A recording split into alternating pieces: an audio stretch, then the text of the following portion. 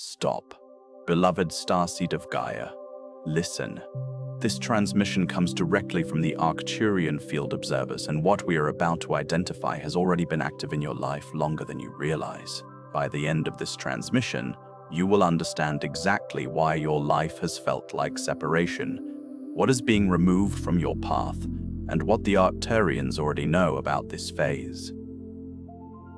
But here is the first revelation.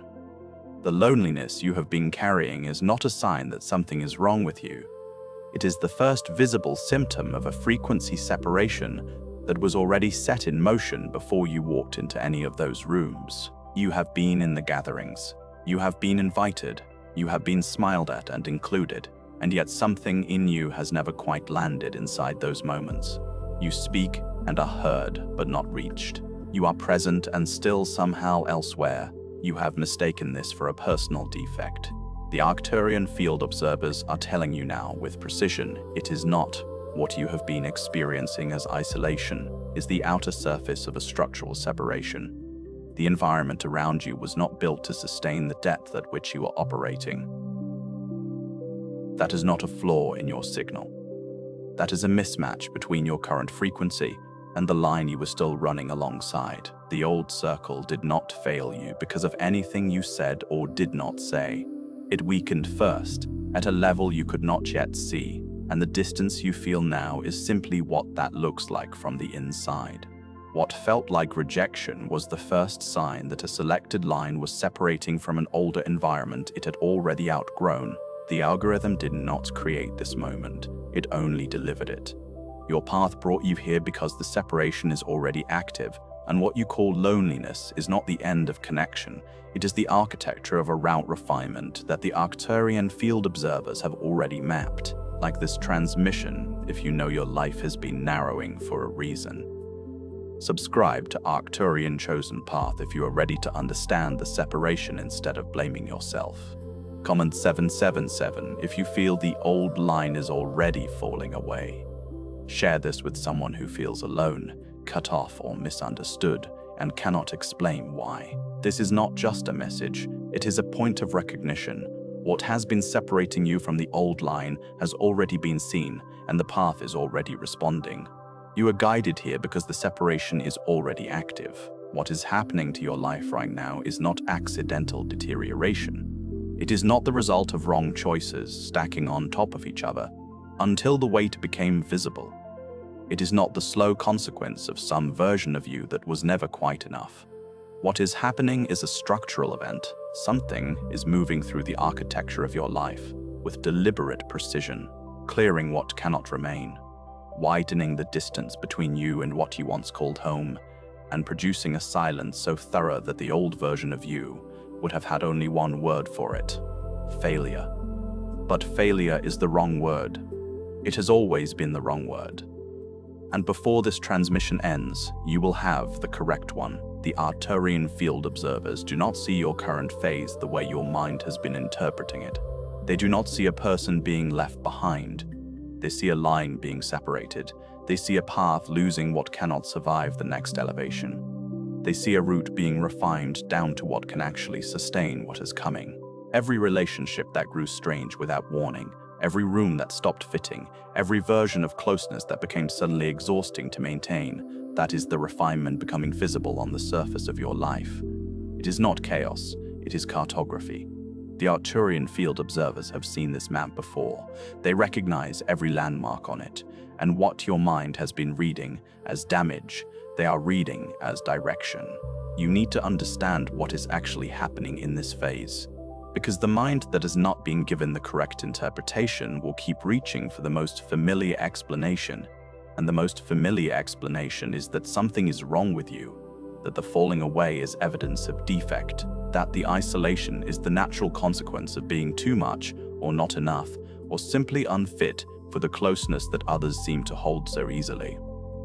The Arcturian field observers are delivering this transmission because that interpretation is not only incorrect, it is the specific misreading that keeps a selected line from recognizing its own separation process and moving through it with clarity instead of shame. Every day you spend inside that misreading is a day the path cannot use. Every hour you spent constructing explanations for why you are broken is an hour pulled away from understanding why you are in motion. So let the first correction land here. What you have been calling loneliness is not the absence of connection. It is the pressure of a path that has already moved beyond the environments it was previously held by. The loneliness is not a symptom of unworthiness. It is a symptom of incompatibility. And incompatibility, at this level, is not something you caused. It is something you entered. Your frequency shifted before your circumstances did. Your path elevated before your circle could follow. The ground moved beneath you without visible announcement, and what you experience as isolation is simply the gap between where you have already moved internally and where your external life has not yet caught up. That gap is real. That gap is uncomfortable, but that gap is also the precise distance between the phase you have left and the phase that is forming ahead of you. There is a reason the separation feels so personal. It arrives through people. It arrives through the face of a friend who no longer reaches the way they once did, whose presence now rests on the surface of things rather than descending into them the way it used to. It arrives through invitations you accept and then stand inside, waiting to feel something that does not come, leaving with less than you brought. It arrives through conversations that begin with warmth and end with a quiet recognition that the depth you were reaching for was not available in that exchange, no matter how clearly or genuinely you tried to access it. It arrives through the gradual recognition that the environments you built your sense of belonging inside are no longer capable of holding what you have become. This is why the mind interprets it as rejection, because the vehicle of the separation is relational. The people are real. The distance is real. The loss is real. But the cause is not personal failure. The cause is path refinement, moving through the relational layer of your life, using the people and the circles and the rooms as the terrain through which it travels. The first sign that the old line can no longer hold you does not arrive with clarity. It arrives as a vague wrongness, a subtle sense that something has shifted, but nothing has been officially declared. You are still in the circle. You are still showing up. You are still showing up. You are still performing the gestures of belonging, responding, laughing at the right moments, nodding in the right places, but something inside you has already registered that the fit is gone. You feel it most acutely in moments that should feel connective. A gathering where laughter is loud, but something in you stays quiet, watching from a slight remove that you cannot explain. A conversation where the other person is present and warm, but you are somehow unreachable behind your own eyes. Present in body, but absent in the place where real contact would need to happen. A moment of closeness that is technically occurring but does not penetrate the outer layer of your experience. The old line is still around you, but it is no longer holding you. And the gap between those two things, between being surrounded and being held, is where the loneliness lives most specifically. What makes this phase particularly difficult is that the old line does not always pull away dramatically. There is rarely a confrontation, rarely a declared ending, rarely a clean break that at least provides definition. Sometimes the old line simply loses its coherence around you. People do not always leave. Sometimes they stay while becoming steadily harder to reach. The conversations become more surface level not because anyone intends it, but because the depth you once shared was calibrated to a version of you that has since shifted. You reach for that depth and find it is no longer where it was. Not because the person has become your enemy, not because something was said or broken or betrayed, but because your path has moved and the old relational structure can only hold the version of you that no longer exists. The current version of you has no real address in that old circle. And the disorientation of feeling surrounded but unreached, of being in relationship but not in contact, is one of the most specific and underdiagnosed pressures of a selected line entering its separation phase. What you are feeling right now is not ordinary sadness. It is the moment your path stops pretending that what fell away was meant to remain. If this transmission put language around a loneliness you have been carrying in silence, chosen one manifest, the protocol for selected souls was created for this exact stage. It is not another message telling you that you are special. It is a direct protocol for those whose line has already begun to narrow, whose old circles no longer hold, and who need to understand what the separation is preparing them for. The link is in the first pinned comment, but it will not remain there forever. Now understand what pruning actually looks like when it moves through a human life.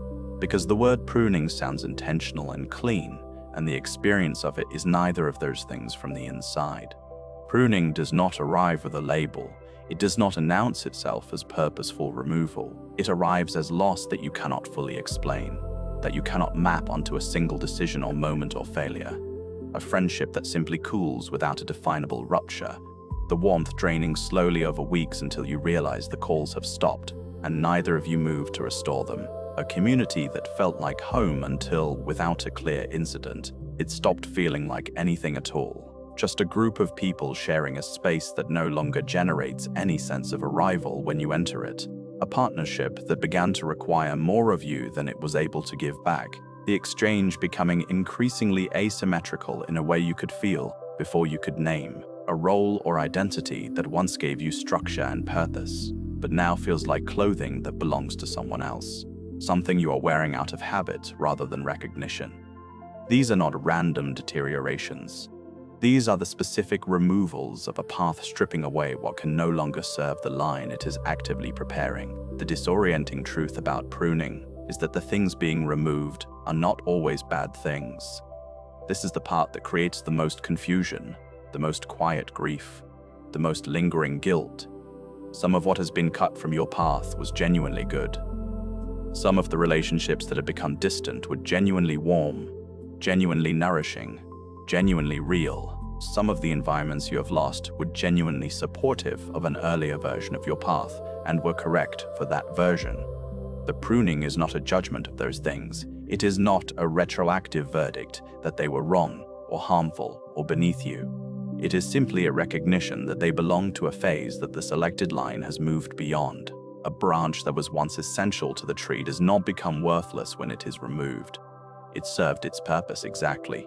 But the tree is growing in a direction that requires its energy to flow elsewhere, and what once held you can no longer carry what you are becoming. The separation is not punishment. It is not abandonment. It is a structural adjustment made by a path that knows what the next phase demands and is clearing the way with precision. This is where the shame lives most quietly. Not in the dramatic endings that at least provide a story, but in the subtle incompatibilities that accumulate without declaration until the distance between who you are and where you have been placed becomes impossible to ignore. You begin to notice that you exhaust yourself trying to maintain connections that do not replenish you, that you leave interactions more depleted than you arrived, that the energy spent is not returned in any form you can actually use. You begin to notice that the performances of belonging cost you more than they return, that you are spending something real to produce an appearance of fitting in that the old circle can receive, while the actual version of you remains undelivered and waiting. You begin to notice that the old environments require you to compress something in yourself in order to enter them, to make yourself smaller or simpler or more predictable, and that this compression is becoming less tolerable the further your path moves. These are not signs of ingratitude. They are not signs of arrogance or self-importance. They are the specific symptoms of a line that has grown beyond what the old circle was equipped to hold, pressing outward against the edges of a container that was never designed to expand with it. There is another pattern that appears in this phase that almost no one correctly identifies, because it mimics something more ordinary. It is the pattern of repeated misunderstanding. You speak clearly, with genuine intention and real precision, and are still not heard at the level you meant. You express something true and it lands in the other person's mind as something adjacent, something slightly off from what you sent. You attempt to bridge the distance and discover that the attempt itself creates more distance, that the reaching makes the gap more visible rather than less. You begin to wonder if your communication is broken, if your signal is distorted at the point of transmission, if there is something fundamentally unreadable about the way you present yourself to the world. You begin editing yourself preemptively, softening the edges of what you mean before you say it, hoping that a simpler version of your signal will land more cleanly. It does not. The Arcturian field observers identify this pattern not as a communication failure, but as a frequency mismatch operating at the structural level. The old line was calibrated to a version of your signal that no longer exists. The equipment of the old circle was built to receive a transmission you are no longer sending, and the current signal you are carrying, richer, more layered, operating at a different register entirely, does not resolve cleanly on receivers that were never built for it. This is not your defect. This is the visible surface of a separation that has already happened at a deeper level than speech, than behavior, than any adjustment you could make in the moment. What comes after this recognition is not immediate relief. The mind wants the recognition to dissolve the discomfort. It does not. What it produces instead is a particular kind of aloneness that feels more honest than the aloneness that came before it. Before the recognition, the loneliness was entangled with confusion and self-blame, with the constant background question of what you could have done differently to prevent the distance. After the recognition, the loneliness becomes more precise. It is no longer asking what is wrong with you. It is no longer reaching for a repair that does not exist. You know what it is. You know why it is present. You understand that it is not a permanent state, but a transitional one, a corridor between what the path has already released and what it has not yet delivered. You understand that the old line is losing you not because you are never good enough for it, but because your path has moved in a direction that the old line was never built to follow, and this understanding does not make the loneliness disappear, but it fundamentally changes what the loneliness means. It stops being evidence of your failure and starts being evidence of your movement. There is a phase within the separation process that functions as a kind of forced clarity, and it arrives without mercy for the comfortable stories the mind has been using to delay the acknowledgement. Everything that has been keeping the old line alive in your life begins to require deliberate, exhausting, conscious effort to maintain, where before the connections were at least somewhat natural, sustained by habit and history, if not by real coherence. Now they require active construction. You find yourself narrating your way through interactions rather than inhabiting them, observing the exchange from a slight internal distance, and managing your participation rather than simply offering it. You find yourself assembling the version of yourself that the old circle can recognize and receive, editing out the parts that have no language there, presenting a curated image of a self that is increasingly unlike the one you are actually living as. This performance fatigue is not weakness, and it is not failure. It is the path making the mismatch undeniable through the medium of your own exhaustion. When maintaining a connection begins to cost you your coherence, when you leave interactions less yourself than when you arrived, the path is forcing you to acknowledge what the mind has been reluctant to admit, that this environment can no longer hold the line you are running, and that continuing to compress yourself to fit inside it is not loyalty or patience or love. It is a form of self-erasure that the selected line cannot sustain without cost to the very thing it is being prepared to carry. The spiritual loneliness of this phase is distinct from ordinary loneliness, precisely because it does not arrive from absence alone. It arrives even in the presence of people who care about you, who mean well, who are doing nothing wrong.